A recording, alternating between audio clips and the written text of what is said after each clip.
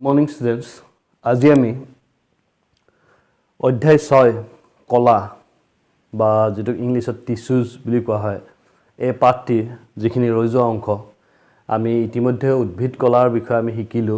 উদ্ভিদ কলাৰ বিভিন্ন ভাগবোৰৰ বিষয়ে আমি আলোচনা কৰিছো। আশা কৰিছো তোমালোকে বুজি পাইছা কথাখিনি, যিখিনি কোৱা হৈছে সেইখিনি বুজি পাইছা। এতিয়া এই যেটো আমাৰ ভিডিও, এইটো ভিডিওত মই একেলগে উত্তৰখিনি এই ভিডিওটোত কিছু উত্তৰ চেপ্টাৰৰ কিছু উত্তৰ ভিডিওখিনি দি দিম বা তাৰ লগত কিছুমান প্ৰশ্ন উত্তৰ থাকিব, সেইখিনি মোক লিখি পিনে তোমালোকে পিছত দেখাব লাগিব। আমি আহো আজি পানী কলালৈ। পানী কলা বিভিন্ন ভাগবোৰৰ বিষয়ে আমি আজি আলোচনা কৰিম। এই যেটো ক্লাছ ইয়াতে আমি বিভিন্ন ভাগবোৰৰ কথা আমি আলোচনা কৰিম। মই এখন চাৰ্ট হিচাপে আঁকি লৈছো। পানী কলা বুজিবলৈ সহজ হ'ব চাগে। পানী কলাৰ 4টা ভাগ আছে। প্ৰথমটো হৈছে আচ্ছাদক কলা এপিথেলিয়েল টিস্যু। 2 নম্বৰ হৈছে সংযোজক কলা কানেক্টিভ টিস্যু। আৰু 3 নম্বৰ হৈছে পেশী কলা মাস্কুলাৰ টিস্যু। আৰু 4 নম্বৰ হৈছে স্নায়ু কলা নাৰ্ভাছ টিস্যু। আচ্ছাদক কলা চাগে শব্দটো নতুনকৈ শুনিছা, যাক আমি এপিথেলিয়েল টিস্যু বুলি কওঁ ইংলিছত। আচ্ছাদক কলাৰ আকৌ 3টা ভাগ আছে। প্ৰথমটো হৈছে ছটিয়া আচ্ছাদক কলা। এইটো ছটিয়া আচ্ছাদক কলা, যাক আমি সিম্পল স্কোয়ামাছ এপিথেলিয়াম বুলি কওঁ। 2 নম্বৰতে হৈছে স্তৰীভূত ছটিয়া আচ্ছাদক কলা, যাক আমি স্ট্ৰেটিফাইড স্কোয়ামাছ এপিথেলিয়াম বুলি কওঁ। আৰু 3 নম্বৰটো হৈছে গ্ৰন্থি আচ্ছাদক কলা, যাক আমি গ্ল্যান্ডুলাৰ এপিথেলিয়েল টিস্যু বুলি কওঁ। এইকেইটা হৈছে আচ্ছাদক কলাৰ ভাগ। মনত ৰাখিবা এই বস্তুখিনি আচ্ছাদক কলাৰ আৰু বহুতখিনি বস্তু আমি আলোচনা কৰিব লাগিব। এইখিনি লাহে লাহে ইয়াৰ আগলৈকে আমি বুজাই দিম। 2 নম্বৰতে হৈছে সংযোজক কলা, যাক আমি কানেক্টিভ টিস্যু বুলি কওঁ।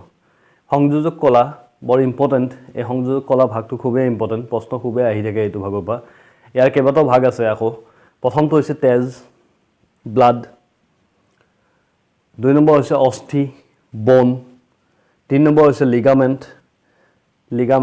4 নম্বৰ হৈছে টেণ্ডন। 5 নম্বৰ হৈছে উপাস্থি, যাক আমি কাৰ্টিলেজ বুলি কওঁ। আৰু 6 নম্বৰ হৈছে এৰিউলাৰ কলা এৰিউলাৰ টিস্যু। মনত ৰাখিবা সংযোজক কলাৰ 5টা ভাগ। আকৌ আহো আমি এতিয়া পেশী কলালৈ। পেশী কলা যেটো আমাৰ মাসল টিস্যু বুলি কয় বা মাস্কুলাৰ টিস্যু বুলি কয়। পেশী কলাৰ 2টা ভাগ আছে। মেইন ভাগ যেটো চিফ ডিভিজন বুলি কয়, তাৰ ভিতৰত 2টা আছে। এটা হৈছে ঐচ্ছিক পেশী ভলান্টাৰী মাসলছ, আৰু 2 নম্বৰটো হৈছে অনৈচ্ছিক পেশী বা ইনভলান্টাৰী মাসলছ। আৰু 4 নম্বৰ যিবিধ কলা আছে সেইবোৰ হৈছে স্নায়ু কলা নাৰ্ভাছ টিস্যু। আমি এই গোটেইখিনি আলোচনা কৰিম। জাষ্ট মই এটা সৰু এটা চাৰ্ট হিচাপে আঁকি পিনে মই আভাসটো দিছোঁ। বিভিন্ন প্ৰাণী কলাৰ যিবোৰ ভাগ আছে ভাগবিলাকৰ এটা চমু আভাস ইয়াত দিয়া হৈছে। পাৰিলে এই যিখন চাৰ্ট আছে চাৰ্টখন লিখি থৈ দিবা, যাতে তোমালোকৰ মনত থাকে ভাগবিলাকৰ বিষয়ে। এতিয়া ভাগবোৰ আমি ইয়াৰ পিছত আলোচনা কৰিম। পানী কলাৰ প্ৰথম ভাগটো হৈছে আচ্ছাদক কলা। আচ্ছাদক কলা বা এপিথেলিয়েল টিস্যু, ইংলিছত এপিথেলিয়েল টিস্যু বুলি কোৱা হয়। আচ্ছাদক কলা মানে কি? এটা দিয়া আছে পানীৰ দেহক সুৰক্ষা দিয়াৰ বাবে থকা বাহ্যিক আৱৰণখনে হ'ল আচ্ছাদক কলা। মানে প্ৰাণী দেহৰ যিখন বাহ্যিক আৱৰণ থাকিব, আমাক ভিতৰৰ অংগবোৰক যিবোৰ কলাই সুৰক্ষা প্ৰদান কৰিব, সেই কলাখিনিকে আমি আচ্ছাদক কলা বা এপিথেলিয়াম টিস্যু বুলি কওঁ। এতিয়া আচ্ছাদক কলাৰ কিছুমান বৈশিষ্ট্য মই ইয়াতে লিখি দিছোঁ। 1 নম্বৰ বৈশিষ্ট্য হৈছে কোষবোৰৰ মাজত আন্তঃকোষীয় যিটো ঠাই থাকিব লাগে, মধ্যৱৰ্তী স্থান, এই আন্তঃকোষীয় স্থান নাথাকে। কোষবোৰৰ মাজত আন্তঃকোষীয় স্থান নাথাকে। এইবোৰ মানে কম্পেক্ট, এটাৰ মাজত কোনো গেপ থাকি নাযায় বা কোনো স্থান নাথাকে। 2 নম্বৰ হৈছে আচ্ছাদক কলাই দেহৰ বিভিন্ন অংগ আৰু দেহ গুহাৰ আৱৰণখন গঠন কৰে। আচ্ছাদক কলাই কি কৰিব? দেহৰ বিভিন্ন অংগ বা দেহৰ যিবোৰ গুহা থাকিব, এই গুহাবিলাকৰ যিখন আৱৰণ থাকিব, অন্ত আৱৰণ থাকিব, এই আৱৰণখন ইহঁতে আচ্ছাদক কলাৰ দ্বাৰা গঠিত হ'ব। এতিয়া ইয়াতে উদাহৰণ কিছুমান দিয়া আছে। ছাল, আমাৰ যিটো গাৰ ছাল, এই ছাল, মুখৰ অন্তৰ আৱৰণী, ৰক্তবাহকৰ অন্তৰ আৱৰণী, ৰক্তবাহক যিবিলাক থাকে সেই ৰক্তবাহকৰ যিখন ভিতৰৰ আৱৰণী থাকিব, সেই আৱৰণীখনৰ কথা কোৱা হৈছে। তাৰ উপৰি হাওঁফাওৰ যিখিনি বায়ুথলী থাকিব, হাওঁফাওৰ বায়ুথলী আৰু বৃক্ক নলিকাৰ আভ্যন্তৰীণবোৰ, বৃক্কৰ যিবোৰ নলিকা থাকিব, যিবোৰ নেফ্ৰনৰ যিবোৰ নলিকা থাকে, এই নলিকাবিলাকৰ অন্তঃআৱৰণী যিখন বেৰ থাকিব, এই বেৰবিধো এই আচ্ছাদক কলাৰে গঠিত। মনত ৰাখিবা, ছাল, মুখৰ অন্তঃআৱৰণী, আমাৰ মুখৰ যিখন অন্তঃআৱৰণ আছে, ছালৰ যিখন আৱৰণ আছে, সেইখন ৰক্তবাহকৰ অন্তঃআৱৰণী, হাওঁফাওৰ বায়ুথলী আৰু বৃক্ক নলিকাৰ আভ্যন্তৰীণ বেৰ এইবিধ কলাৰে গঠিত। তাৰমানে আচ্ছাদক কলাৰে বা এপিথেলিয়াম টিচুৰে গঠিত হ'ব। 3 নম্বৰত দেহৰ যিকোনো স্থানত বস্তু প্ৰৱেশ কৰোঁতে বা দেহৰ পৰা ওলাই যাওঁতে আচ্ছাদক কলা ভেদ কৰিব লাগিব। তাৰমানে দেহৰ ভিতৰত যেতিয়া কোনো দ্ৰব্য সোমাই আহিব বা দেহৰ ভিতৰৰ পৰা বাহিৰলৈকে যেতিয়া দ্ৰব্য ওলাই যাব, তাৰমানে আমাৰ যেতিয়া ঘাম ওলায় দেহৰ ভিতৰৰ পৰা বাহিৰলৈকে যায়, ছালৰ মাজেৰে বাহিৰলৈকে যাব, তেতিয়া কি হ'ব, এই আচ্ছাদক কলাৰ যিখন আৱৰণ আছে আমাৰ ছালৰ, সেই ছালৰ আৱৰণখন ভেদ কৰি যাব লাগিব। তাৰমানে ইয়াতে যিটো আদান প্ৰদান বস্তুৰ আদান প্ৰদান সেইটো আচ্ছাদক কলাই নিয়ন্ত্ৰণ কৰে। পিছলৈকে পাওঁ আমি কোন প্ৰকাৰৰ আচ্ছাদক কলাই এই নিয়ন্ত্ৰণটো কৰিব। মনত ৰাখিবা, এই 3টা বৈশিষ্ট্য থাকিল। তাৰোপৰি আচ্ছাদক কলা 4 প্ৰকাৰৰ। এতিয়া 1 নম্বৰ প্ৰকাৰটো ইয়াতে দিয়া আছে চতিয়া আচ্ছাদক কলা। চতিয়া আচ্ছাদক কলা, যাক আমি ইংলিছত কওঁ চিম্পল স্কোৱামাছ এপিথেলিয়াম। মনত ৰাখিবা, 1 নম্বৰ প্ৰকাৰটো হৈছে চতিয়া আচ্ছাদক কলা, যাক আমি ইংলিছত কওঁ চিম্পল স্কোৱামাছ এপিথেলিয়াম। ইয়াৰ বৈশিষ্ট্য হৈছে এই কলাৰ কোষবোৰ অত্যন্ত পাতল। এই কলাবিলাকৰ কোষবোৰ কি হ'ব, অত্যন্ত পাতল হ'ব, চেপেটা হ'ব আৰু মাছৰ বাকলিৰ দৰে দেখি। যেতিয়া আমি মাইক্ৰস্কোপৰ তলত চাম, আমি চকুৰে দেখা নাপাম, কিন্তু মাইক্ৰস্কোপৰ তলত যেতিয়া চালে কি হ'ব, ইয়াৰ কোষবোৰ আমি অত্যন্ত পাতল দেখিম, তাৰোপৰি চেপেটা দেখিম আৰু মাছৰ বাকলি তেনেকুৱা এটা গঠন থাকিব। 2 নম্বৰ ৰক্তবাহকৰ অন্তঃআৱৰণী। অলপ আগতে কৈছিলোঁ, ৰক্তবাহক যিবোৰ থাকিব আমাৰ কেপিলাৰিজ, এই ৰক্তবাহকৰ অন্তঃআৱৰণীখন বা হাওঁফাওৰ যিবোৰ বায়ুথলী থাকিব, এই বায়ুথলীখনৰ আভ্যন্তৰীণ যিখন বেৰ থাকে, এই বেৰখন এই কলাৰে গঠিত হ'ব, মানে চতিয়া আচ্ছাদক কলাৰে গঠিত হ'ব। 2 নম্বৰ যিটো প্ৰকাৰ চতিয়া আচ্ছাদক কলাৰ আচ্ছাদক কলাৰ 2 নম্বৰ প্ৰকাৰটো হৈছে স্তৰীভূত চতিয়া আচ্ছাদক কলা, যাক আমি ষ্ট্ৰেটিফাইড স্কোৱামাছ এপিথেলিয়াম বুলি কওঁ। অলপ দীঘল নামটো, তথাপি প্ৰনাউন্স কৰিব লাগিব। স্তৰীভূত চতিয়া আচ্ছাদক কলা বা ষ্ট্ৰেটিফাইড স্কোৱামাছ এপিথেলিয়াম। ইয়াৰে বৈশিষ্ট্য কিছুমান মই ইয়াতে লিখি থৈ দিছোঁ। 1 নম্বৰটো হৈছে এই কলাৰ কোষবোৰ একাধিক তৰপৰ দ্বাৰা গঠিত হ'ব। এই কলা তাৰমানে এটা তৰপ নাথাকে কোষৰ, এটা কেইবাটাও তৰপ লগ হৈ থাকিব, সেইকাৰণে ইয়াক কোৱা হৈছে স্তৰীভূত, এটাৰ ওপৰত এটা। ইহঁতে দেহৰ অভ্যন্তৰত থকা অংগক বাহ্যিক আঘাতৰ পৰা ৰক্ষা কৰে। মানে আমাৰ ভিতৰত যিবোৰ অংগ থাকিব, এইবোৰ যাতে বাহ্যিক কোনো আঘাতৰ দ্বাৰা আক্ৰান্ত নহয় বা ইয়াৰ আঘাত নহয়, ভিতৰৰ অংগখিনি যাতে বাহিৰৰ কোনো হেৰিত আঘাত নহয়, সেই বস্তুটো তাৰমানে ইহঁতে নিয়ন্ত্ৰণ কৰে, যে ইহঁতে মানে ৰক্ষা কৰে, অংগখিনিক বাহিৰৰ আঘাতৰ পৰা ৰক্ষা কৰিব। তাৰ উপৰি যিবোৰ আমাৰ আভ্যন্তৰৰ কোষ থাকিব, আভ্যন্তৰৰ কোষবোৰক ইহঁতে তাৰমানে শুকাই যাব নিদিয়ে। শুকাই নাযাবৰ কাৰণে কি কৰে, ঘাম, চকুৰ পানী আদিৰ দ্বাৰা সুৰক্ষা প্ৰদান কৰে। তাৰমানে এই ভিতৰৰ কোষবোৰ যাতে শুকাই নাযায়, তাৰ প্ৰতি লক্ষ্য ৰাখি ইহঁতে কি কৰিব, ঘাম, চকুৰ পানী আদিৰ দ্বাৰা ইহঁতক সুৰক্ষা প্ৰদান কৰিব। 3 নম্বৰ হৈছে ইছ'ফেগাছ। ইছ'ফেগাছ ইংলিছ নাম। এতিয়া ইছ'ফেগাছটো আমাৰ অসমীয়াত কোৱা হয় গ্ৰাহনলী। এই যিডাল নলী, এইডাল আমাক গ্ৰাহনলী বুলি কয় বা ইছ'ফেগাছ বুলি ক'ব ইংলিছত। তাৰোপৰি মুখ গহ্বৰৰ অন্তঃআৱৰণী, আমাৰ মুখৰ ভিতৰত যিখন ছাল আছে, এই অন্তঃআৱৰণীখন এই কলাৰে গঠিত, তাৰমানে স্তৰীভূত আচ্ছাদক কলাৰে এইখিনি গঠিত হ'ব।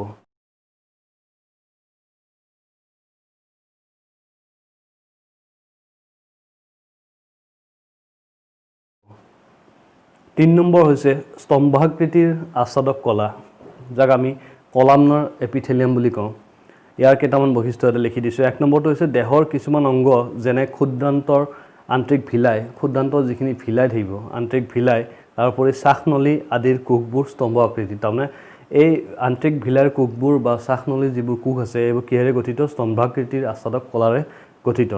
2 নম্বৰ, এই কোষবোৰে আচ্ছাদক কলাৰ মাজেদি দ্ৰব্যৰ সৰবৰাহ নিয়ন্ত্ৰণ কৰে। অলপ আগতে যিটো দ্ৰব্যৰ সৰবৰাহৰ কথা কোৱা হৈছিলে আচ্ছাদক কলাৰ মাজেদি, এই কলাবোৰ জড়িত হৈ থাকে তাতে। স্তম্ভাকৃতিৰ আচ্ছাদক কলা সেই আদান প্ৰদানত জড়িত হৈ থাকিব বা সেই আদান প্ৰদানৰ যিটো প্ৰক্ৰিয়া সেইটো নিয়ন্ত্ৰণ কৰিব। 3 নম্বৰ হৈছে শ্বাসনলীৰ কোষবোৰৰ মুক্ত প্ৰান্তত সূক্ষ্ম চিলিয়া বা কেশৰ থাকে শ্বাসনলীৰ যিবোৰ আমাৰ স্তম্ভাকৃতিৰ কোষ থাকিব সেইবোৰৰ যেটো মুক্ত প্ৰান্ত থাকিব এটা খোলা প্ৰান্ত থাকিব এটা সাইড থাকিব এই মুক্ত প্ৰান্তত কি হ'ব চিলিয়া বা কেশৰ থাকে কিছুমান চুলিৰ দৰে বস্তু থাকিব আৰু এই চিলিয়া বা কেশৰ কি হ'ব এটা নিৰ্দিষ্ট দিশত ই লৰচৰ কৰে নিৰ্দিষ্ট দিশত লৰচৰ কৰিব যাৰ ফলত স্লেমা বা মিউকাছ নিৰ্দিষ্ট দিশত স্থানান্তৰিত হয় আৰু সেই চিলিয়া বা মিউকাছৰ যেটো লৰচৰ চিলিয়াৰ যেটো লৰচৰ বা কেশৰৰ যেটো লৰচৰ সেই লৰচৰৰ বাবে কি হ'ব নিৰ্দিষ্ট দিশৰ লৰচৰ কৰাৰ বাবে তাৰনে যেটো স্লেমা প্ৰডাকচন হ'ব স্লেমা উৎপত্তি হ'ব সেই স্লেমা নিৰ্দিষ্ট দিশত স্থানান্তৰিত হয় আচ্ছাদক কলাৰ আন এটি ভাগ হৈছে গ্ৰন্থি আচ্ছাদক কলা যাক আমি ইংলিছত গ্ল্যান্ডুলাৰ এপিথেলিয়াল টিস্যু বুলি কওঁ এইখিনি এতিয়া মই এটা লিখি দিছো কেতিয়াবা আচ্ছাদক কলাৰ কোষবোৰ ৰূপান্তৰিত হয় কিছুমান গ্ৰন্থি কোষ সৃষ্টি কৰে তাৰমানে আচ্ছাদক কলাৰ যিবোৰ কোষ আছে এবোৰ অত্যন্ত পাতল আৰু চেপেটা প্লাস ইহঁতক মাছৰ বাকলি দৰে দেখি এই কোষখিনি কি হ'ব এনেকুৱা গঠনৰ কোষখিনি ৰূপান্তৰিত হয় এই কোষবোৰ ৰূপান্তৰিত হ'ব না আন এটা ষ্ট্ৰাকচাৰলৈকে ৰূপান্তৰিত হয় কিছুমান গ্ৰন্থি কোষৰ সৃষ্টি কৰিব কিছুমান গ্ৰন্থি কোষৰ সৃষ্টি কৰিব আৰু এই গ্ৰন্থি কোষবোৰে কি কৰে কিছুমান ৰস নিক্ষৰণ কৰে ঠিক আছে এই গ্ৰন্থিবোৰৰ পৰা কিছুমান ৰস নিক্ষৰিত হ'ব আৰু এই ধৰণৰ কলাসমূহে যিবোৰে গ্ৰন্থি কোষৰ সৃষ্টি কৰে বা যিবোৰ গ্ৰন্থি কোষে আল্টিমেটলি গৈ পিনে ৰস নিক্ষৰণ কৰিব এই গ্ৰন্থি কোষৰ যিখিনি সৃষ্টি কৰিব কলাই সেই কলাখিনিক আমি গ্ৰন্থি আচ্ছাদক কলা বা গ্ল্যান্ডুলাৰ এপিথেলিয়াল টিস্যু বুলি কওঁ মনত ৰাখিবা আচ্ছাদক কলা চাৰিটা ভাগ প্ৰথমটো হৈছে ছটিয়া আচ্ছাদক কলা দ্বিতীয়টো হৈছে স্তৰীভূত আচ্ছাদক কলা 3 নম্বৰটো আছিল স্তম্ভাকৃতিৰ আচ্ছাদক কলা আৰু 4 নম্বৰটো হৈছে গ্ৰন্থি আচ্ছাদক কলা প্ৰাণী কলাৰ আন এটা ভাগ হৈছে সংযোজক কলা যাক আমি কানেক্টিভ টিস্যু বুলিও কওঁ সংযোজক কলা বা কানেক্টিভ টিস্যু এই সংযোজক কলাৰ কিছুমান বৈশিষ্ট্য এটা লিখি দিছো দুটা বৈশিষ্ট্য দিয়া হৈছে এটা হৈছে সংযোজক কলাৰ যিবোৰ কোষ থাকিব সেই কোষবোৰৰ মাজত যেটো আন্তঃমধ্যৱৰ্তী স্থান থাকিব সংযোগ কলা ক্ষেত্ৰত তাৰমানে আন্তঃমধ্যৱৰ্তী স্থান থাকে আৰু 2 নম্বৰ হৈছে কোষবোৰ আধাৰ দ্ৰব্যত পুত খাই থাকে কিছুমান আধাৰ দ্ৰব্য থাকিব আৰু সেই আধাৰ দ্ৰব্যত কোষবোৰ পুত খাই থাকিব এই যিবোৰ আন্তঃমধ্যৱৰ্তী স্থান থাকিব কোষবোৰৰ মাজত কিছুমান খালী স্থান ৰৈ যায় এই আন্তঃমধ্যৱৰ্তী স্থানবিলাকত তাৰমানে কিছুমান আধাৰ দ্ৰব্য থাকিব আৰু এই আধাৰ দ্ৰব্যবোৰ লুপথুপিয়া এৰ দিছো মই লুপথুপিয়া জুলিয়া ডাঠ আৰু সুদৃঢ় হ'ব এই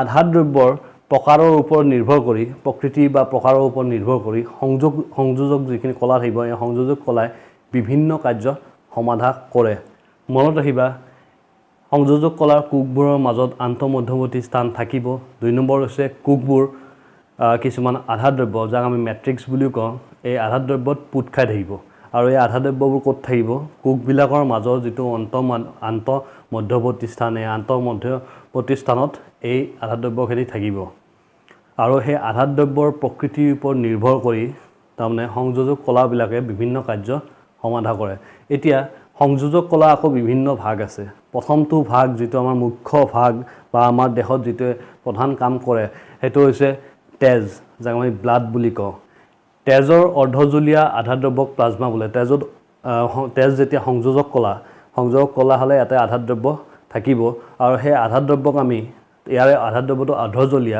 অৰ্ধজলীয়া আধাৰ দ্ৰব্যটো আমি প্লাজমা বুলি কওঁ মনত ৰাখিবা তেজৰ যেটো অৰ্ধজলীয় আধাৰ দ্ৰব্য হেতুক আমি প্লাজমা বুলি কওঁ প্লাজমা আৰু এই প্লাজমাত বিভিন্ন ৰক্তকোষ উপঙি থাকে বিভিন্ন ধৰণৰ ৰক্তকোষ থাকিব বিভিন্ন মানে 3 ধৰণৰ থাকে সাধাৰণতে এই 3 ধৰণৰ ৰক্তকোষ এই প্লাজমাত তাৰমানে উপঙি থাকিব ওপৰত উপঙি থাকে এটা মই ৰক্তকোষবোৰ এটা মেনশন কৰিছো ৰক্তকোষ 3 প্ৰকাৰৰ আছে প্ৰথম প্ৰকাৰ হৈছে লোহিত ৰক্তকণিকা বা আমি ইয়াক ইংলিছত ৰেড ব্লাড সেল বুলি কওঁ ৰঙা কালাৰৰ কাৰণে আৰু তাৰ উপৰি এৰিথ্ৰোসাইট বুলি কোৱা হয় 2 নম্বৰ হৈছে শ্বেত ৰক্তকণিকা ইয়াক ইংলিছত কোৱা হয় WBC হোৱাইট ব্লাড সেল বা লিউকোসাইট আৰু 3 নম্বৰতে দিয়া আছে অনুচক্ৰিকা যাক আমি প্লেটিলেটছ বুলি কওঁ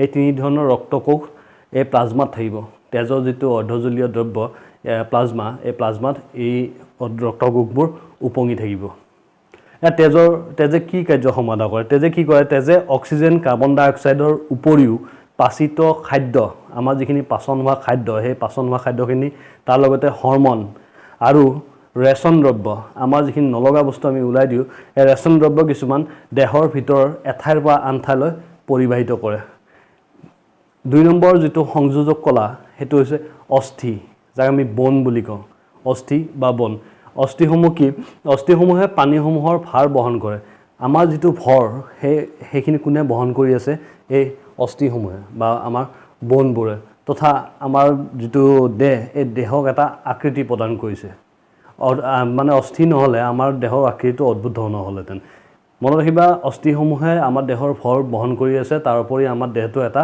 আকৃতি প্ৰদান কৰি আছে অস্থিসমূহ লৈ তাৰমানে কোনবাটো কিছুমান মানুহ তাৰমানে ডাঙৰ গঠনৰ কিছুমান সৰু গঠনৰ এই অস্থিসমূহ লৈ পিনে 2 নম্বৰ এই কলাবিধ কঠিন শক্তিশালী আৰু অস্থিতিস্থাপক ইহতে যেতিয়া আমাৰ ভৰ বহন কৰি আছে সেইকাৰণে ইহত কঠিন হ'বই লাগিব তাৰ উপৰি ইহত শক্তিশালী হ'ব লাগিব আৰু লগতে অস্থিতিস্থাপক হ'ব লাগিব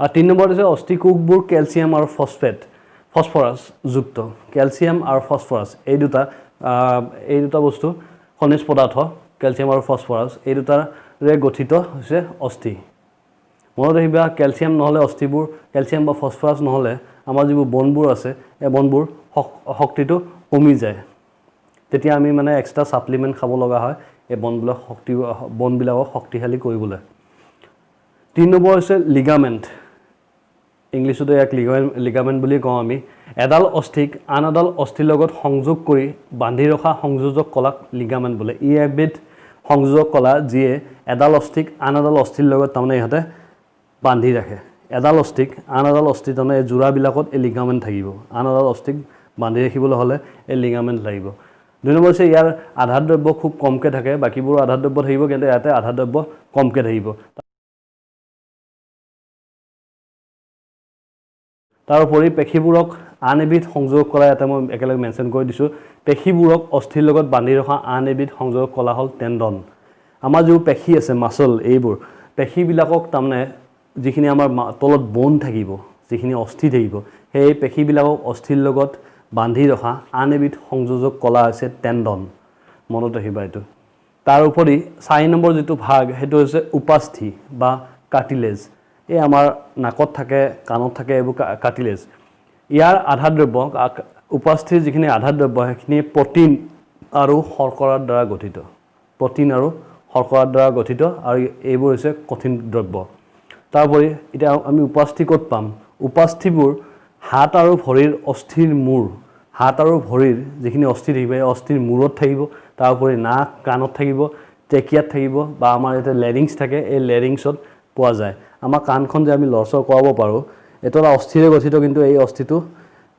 লৰচৰ কৰাব পাৰি আৰু হেতু হৈছে উপাস্থি কাৰ্টিলেজ সংযোজক কলাৰ আন দুটা ভাগ মই এটা লিখিছো প্ৰথমটো ভাগ হৈছে এৰিওলাৰ কলা ইংলিছতে এক এৰিওলাৰ কলা বুলি কোৱা হয় এইবোৰ ছালত থাকিব তাৰ উপৰি উপাস্থি আৰু পেশীৰ মাজত থাকিব উপাস্থি আৰু পেশীৰ মাজত থাকিব তাৰ উপৰি ৰক্তনলী আৰু স্নায়ুৰ চাৰিওফালে আৰু অস্থি মজ্জাত পোৱা যায় এই জায়গাবিলাকত এই এৰিওলাৰ যেটো টিস্যু বা এৰিওলাৰ যেটো কলা এইখিনি জায়গাত পোৱা যাব তাৰ উপৰি ইয়াৰ কাম কি ধৰণৰ কাৰ্য সমাধা কৰে কিন্তু এটা ইম্পৰ্টেন্ট বস্তু পৰীক্ষাত প্ৰায় সুধে এৰিওলাৰ টিস্যু কি কাৰ্য সমাধা কৰে এই প্ৰশ্নটো আহি থাকে টিস্যু আভ্যন্তৰীণ অংগবোৰক ই সুৰক্ষা প্ৰদান কৰিব আমাৰ যিবোৰ আভ্যন্তৰীণ অংগ এই আভ্যন্তৰীণ অংগবোৰক তাৰমানে এৰিওলাৰ কলাই সুৰক্ষা প্ৰদান কৰিব তাৰ উপৰি ইহতে কলাৰ যিবোৰ ক্ষত অংশ এইবোৰ মেৰামতি কৰে কলাবিলাক কেতিয়াবা কোনো আঘাত পালে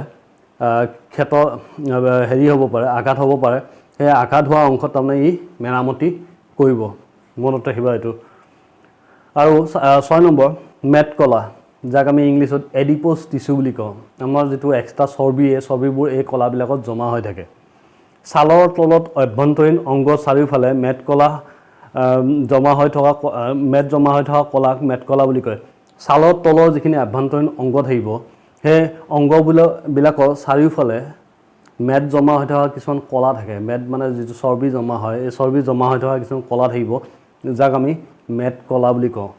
কোষবোৰ চৰ্বিৰে ভৰি থাকে। এই কলাবিলাকৰ যিবোৰ কোষ সেইবোৰ চৰ্বিৰে ভৰি থাকিব। যাৰ চৰ্বি বেছি তাৰ মেদ কলা বেছিকৈ থাকিব। তাৰোপৰি এই কলাবোৰে দেহত তাপ ক্ষয় ৰোধ কৰি তাপ অন্তৰীকৰ কাম কৰে। কাৰণে আমাৰ তাপটো ওলাই যাব নিদিয়ে। বডিৰ ভিতৰৰ যিটো হিট, এই হিটটো ওলাই যাব নিদিয়ে, বডিটো তাৰমানে গৰম কৰি ৰাখে। সেইকাৰণে থাৰ্মো ইনচুলেটৰ হিচাপে কাম কৰে বা তাপ অন্তৰক হিচাপে কাম কৰে, হিটটো ওলাই যাব নিদিয়ে।